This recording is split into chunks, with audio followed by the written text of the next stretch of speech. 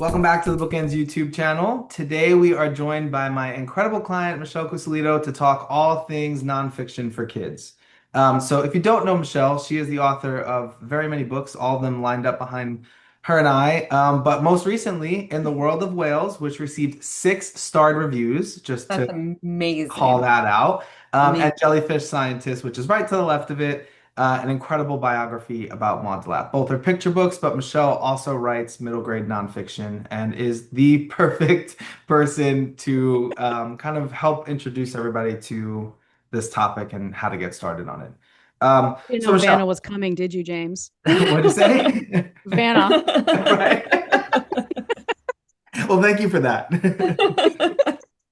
So Michelle, I want to talk to start off. Like there are thousands of books published, right? And hundreds of books come out every year for kids.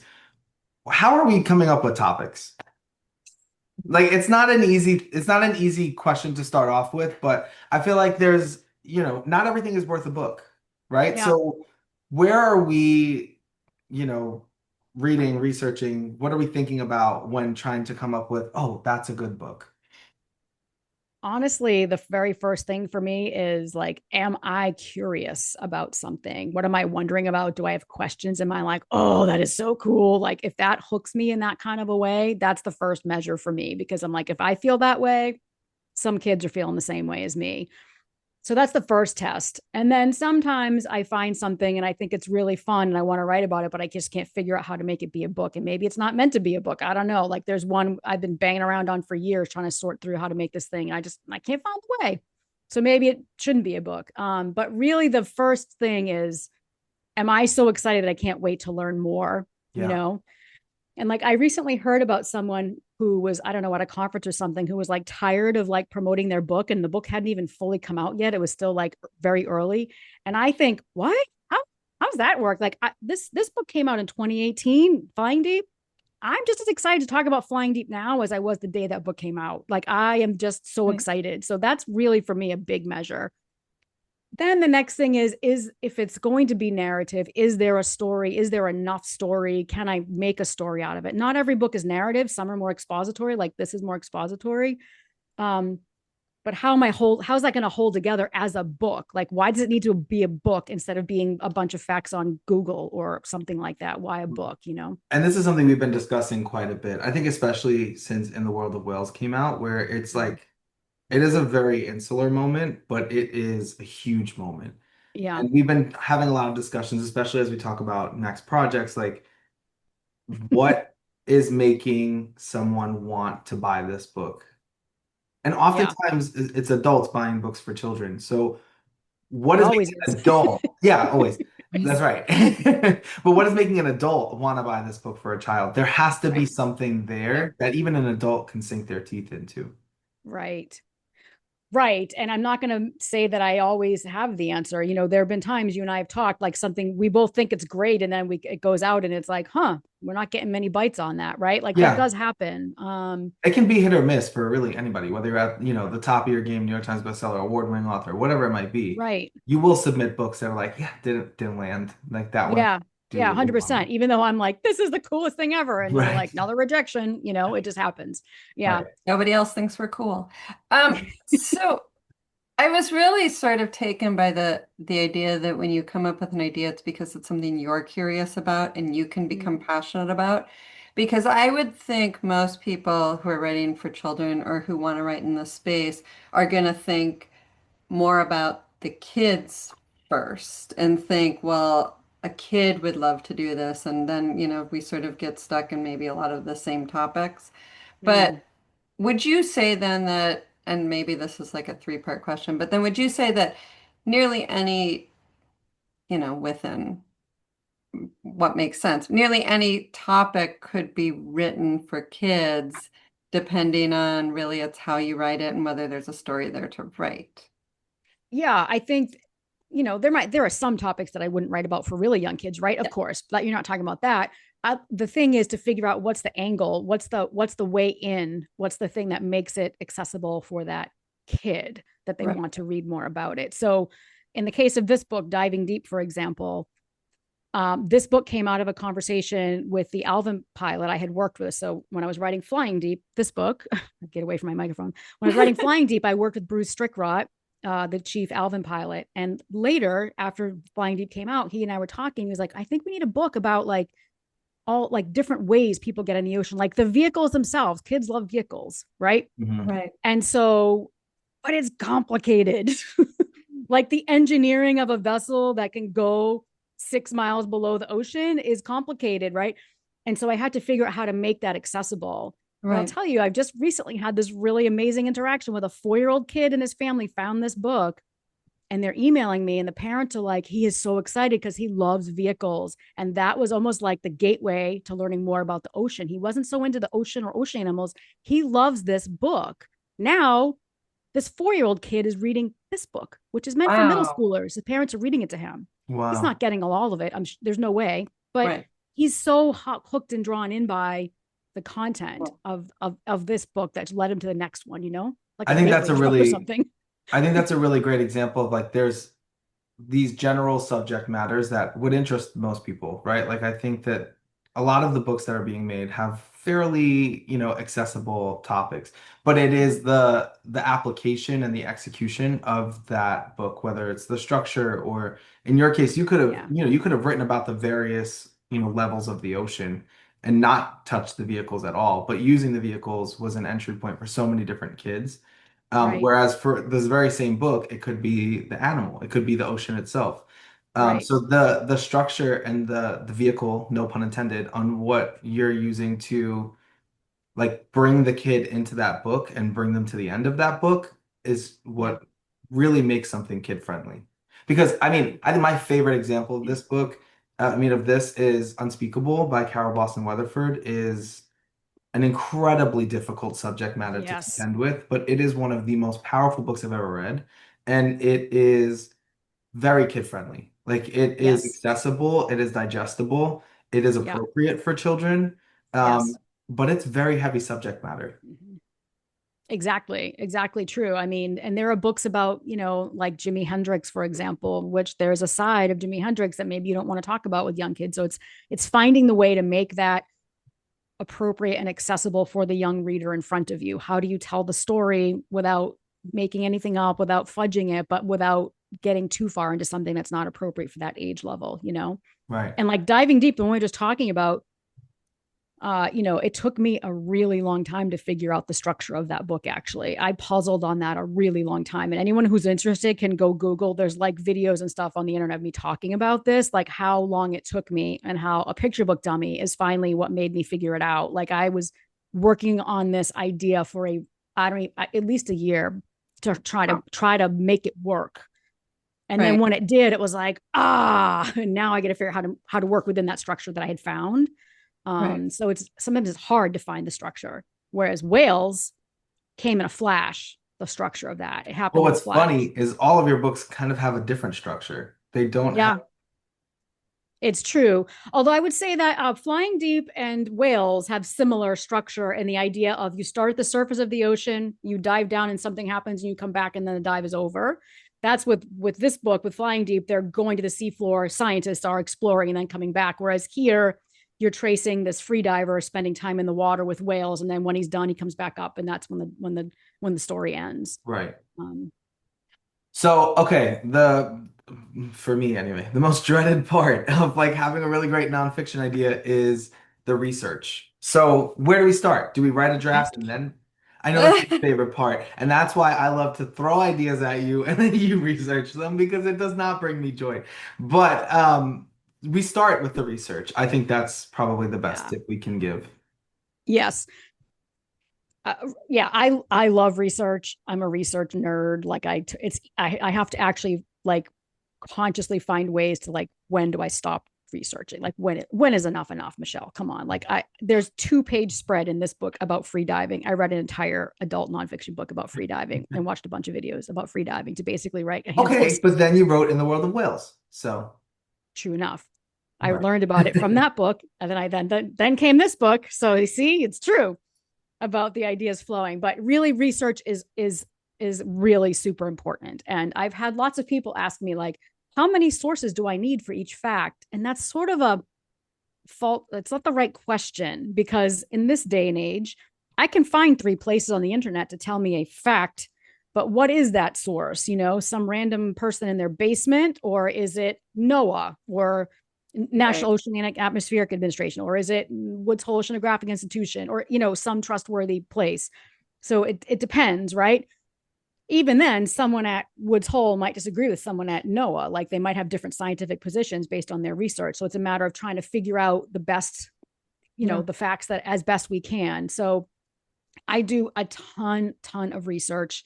This book, In the World, A Window into the Ocean Twilight Zone, was fact checked by like 21 people because there was so much science involved. And so different scientists had to fact check different parts. Diving Deep, 5 experts. This Yeah. picture book had 5 experts read it, and they were reading for different aspects of it. So I worked with those folks in the writing of the books and the learning of the content, or being at sea with all those people, for example.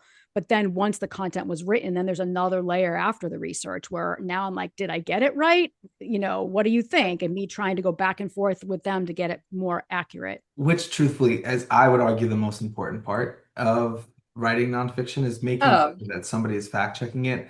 I'm embarrassed to say this, but when I wrote Goodnight Oppy, I wrote this whole book so confidently, and like some of the details that were wrong, that my fact checker was like, well, the sand on Mars would not be hot. Like, it's so far from the sun that it would not be hot sand. And I was like, first of all, how did I miss that? And Yep. second of all, like, it's one of those things that you think that you would just have an understanding of, but you got it wrong. And that's why Yep. fact checking, multiple different fact checkers, if you can, Yep. is so beneficial, because they will pick up on the things that they know innate. Like, for them, this is the thing that they have studied, right? The same way I could read a publishing contract and be like, that one's not quite right.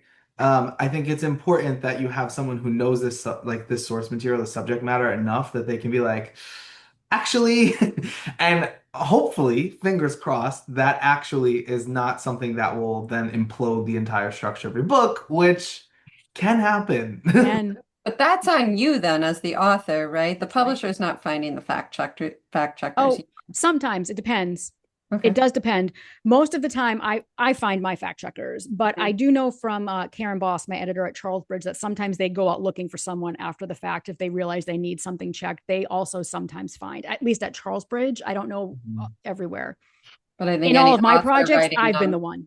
right. So any author writing nonfiction should assume that responsibility of Absolutely.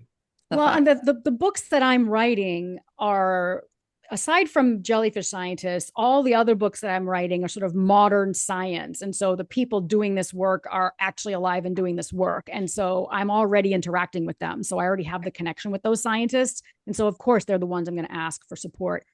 But Jellyfish Scientists, though, even I consulted with a jellyfish scientist at Woods Hole Oceanographic Institution. I interviewed him when I was writing the book. Then he later helped fact check it, and in the book has the life cycle of a jellyfish on the end papers, which I don't know if it'll show, if I can show this. Oh yeah. So that's the life cycle, and he was really invaluable in helping to make sure we had the drawings were accurate, and that the text accompanying the captions was accurate. We actually had a couple of places where he suggested tweaks to the language to make it more scientifically accurate.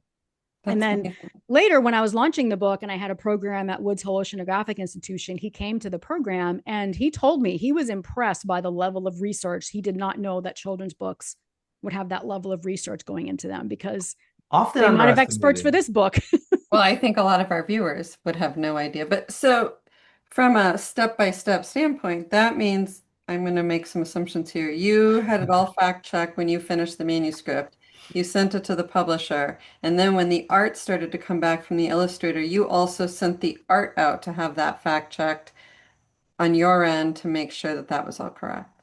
That's basically it. It's Yeah. varied slightly. Flying Deep, I had fact checked before it went on submission. Yep. Whales was fact checked. Not every manuscript was fact checked before it went on submission. Sometimes it was like in the middle of the process. Like with Diving Deep and with Jellyfish Scientist, I talked with Karen Boss about it, my editor, so she knew This hasn't been read by the fact checker, my expert yet. And she and I agreed at what point we would send it, because we're still adjusting. Like when she bought this book, it was like on contingent that I was going to cut at least 250 words from the manuscript. It started at like 1100. I had to cut 250. So don't get it fact checked till we cut the 250 to Right. see where we land and then have it fact checked. Especially so it when varies those, a little. especially if Okay. those revisions could, significantly change something about the book. Right. Exactly right. That would mean that I'm going to assume your very first book that you started submitting to agents, you had done all of the fact checking and all that work beforehand. Yes, I did. Yeah. Flying Deep was read by my expert. Bruce Strickrott is the chief Alvin pilot and the manager of the Alvin Group, and he read the whole thing, checked it for me, and then I put it on submission at that point because I felt confident enough in my work because I had done all this research. I had done so much research. And like you, James, found mistakes. Once I was talking to my experts, I was like, oh, that's not quite right. Once I went inside Alvin, I was like, oh, I don't have that thing quite right. And so I did for that one because I wanted them to know I knew what I was talking about when that was coming across their desk. I also think this is a case for why some ideas might not be viable yet to write a book on. Like there is a lot of science or, history might be a little bit different, but there's a lot of science particularly that is cutting edge, that is unfolding now, that it is you have to be mindful of that before you decide to write a book on said subject. Like, Mhm. a fringe theory about space or that's gaining popularity might not be something that's really easy for you to write a book on. Or something that just happened a year ago that we're still kind of unfolding all of the implications of in science or in the environment or something like that. It is important that it's kind of settled, and it's regarded as fact, because otherwise with all these conflicting theories it can be hard to get those facts and make sure it's an accurate representation of a topic. Yeah.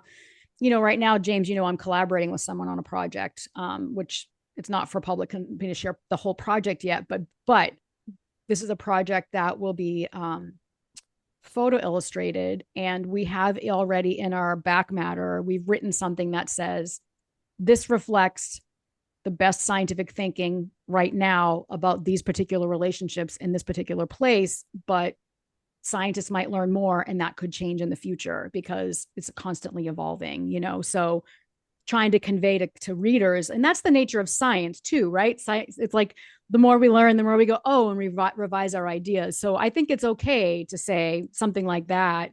Yeah. As long as you're clear about it. I don't want to present it as like, this is fact, because scientists don't really know yet about this thing we're writing about. There's some parts that aren't clear to us yet, aren't clear to scientists yet. So we make sure that we articulate that in our back matter to be transparent with our readers about what it is we're doing here in this book.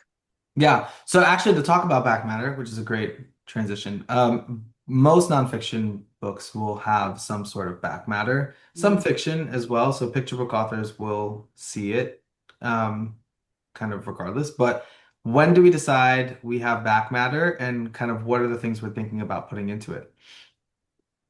I always know what my back matter, like I start back matters in my mind right from the start.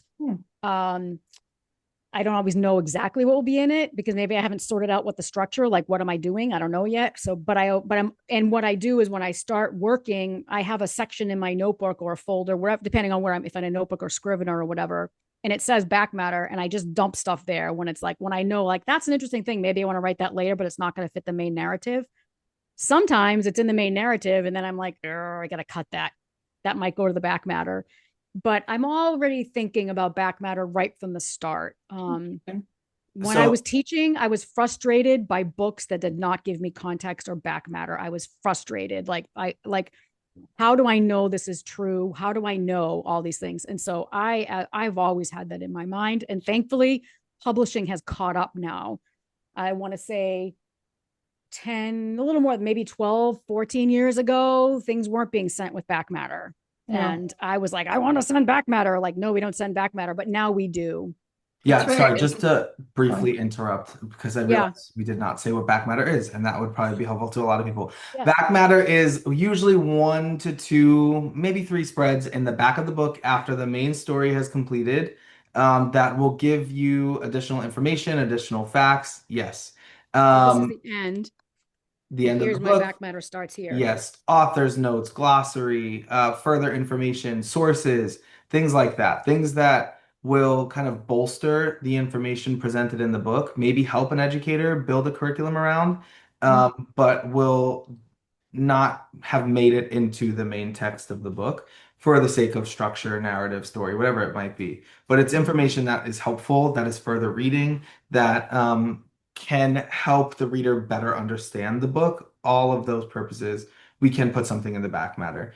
Again, usually 1 page to like 4 pages, 2 spreads is the max that we have seen. Sometimes there's more, but very rarely. Getting longer in some cases. Well, I love that personally. I am a big Flying Deep had 5 pages of back matter that came out in 2018. So that was 2 spreads plus a single, yeah. right? That's a good chunk. And I will say I've not seen that be the norm. Like that's a lot of pages of back matter, but all great information. And I think kids really like that too. I think sometimes we underestimate how hungry kids are for information. And I think that, I know when reading books to kids, oftentimes I'm asked, is this a true story or not? And so the back matters can be really important to them too, to show, yeah, this was a true, it wasn't just a story you enjoyed, it's true. Yes, exactly. When I read In the World of Whales to kids, I always start by saying this is a 100% true story because it feels like a made up, it feels like fiction. It feels like reads like fiction. It feels like that. And I make the point, no, this is all true. So somehow that kids definitely latch on to that. Oh yeah. And the other thing, James, I can't recall if you said this out loud, but back matter often will say like learn more, like other books you can read. It will send kids to other books on the same topic, or maybe if there's some kind of really great website or something, maybe like that. But other books too. And this is another way that authors in the industry can support other authors because we say, go read this other book that I love so much that's on a similar or related topic, that kind of thing. Yeah. Yeah. I love that. Okay, which kind of brings us back to the age-old advice that we're always giving on the channel, and I think we can leave it with that. But you need to be reading as much as you possibly can in nonfiction books for children. I think just to get a sense of voice, tone, structure, like what you can, quote, get away with.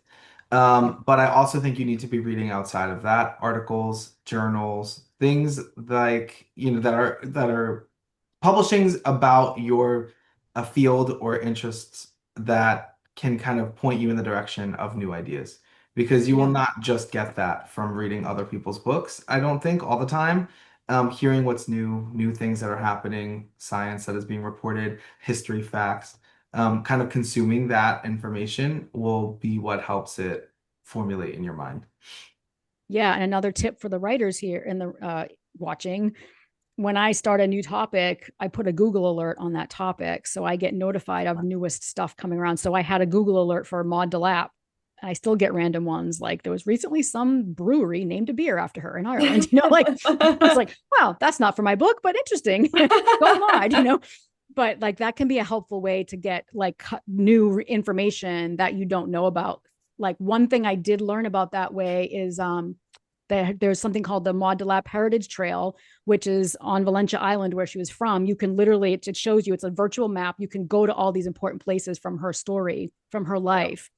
And I got it because of a Google alert. And then I connected with that person who became one of the experts who fact checked my manuscript for me. Yeah, brilliant. That's a great tip. So we hope this was helpful. Thank you for watching. If you're writing nonfiction, you have questions, leave them in the comments below. We would love to answer them. But otherwise, Michelle, thank you so much for joining us to talk about this. Thank you. And don't forget to like and subscribe. We'll see you back here next time. Bye.